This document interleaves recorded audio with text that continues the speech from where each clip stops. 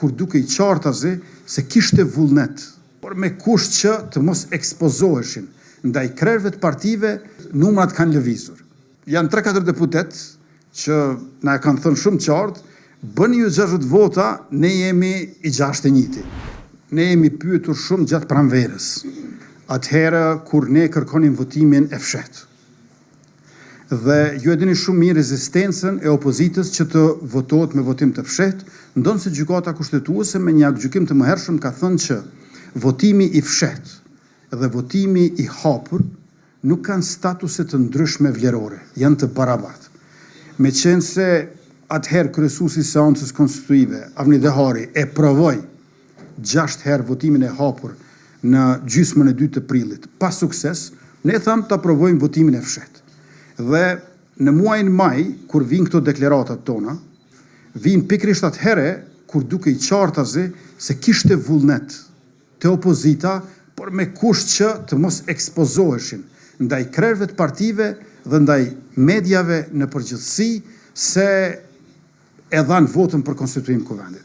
Pra, kishte një lloj trysnie të jashtëzakonshme mbi deputetët në muajin maj, si vjet, që kurse si të mos bëjnë as takime me lëvizjen vetëvendosje.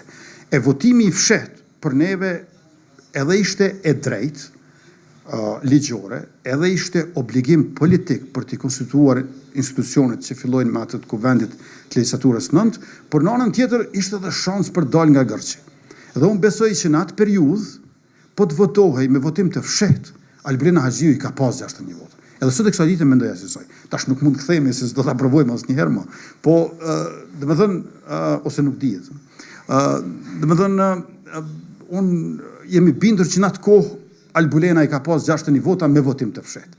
Dhe insistimi im ka qenë më testoni, pra më provoni. Besoj që nga pranvera, vera e deri në vjesht, numrat kanë lëvizur. Prej 56 deri në 62-3, nga java në javë. Dhe dje ishin 56, tash janë 3-4 deputet që na e kanë thënë shumë qartë, bëni ju 60 vota, ne jemi I 61. Kjo I bie që po t'i kishim 60, do bëhemi 63 ose 64. Po, jemi tash ku jemi këtu dhe vazhdojmë.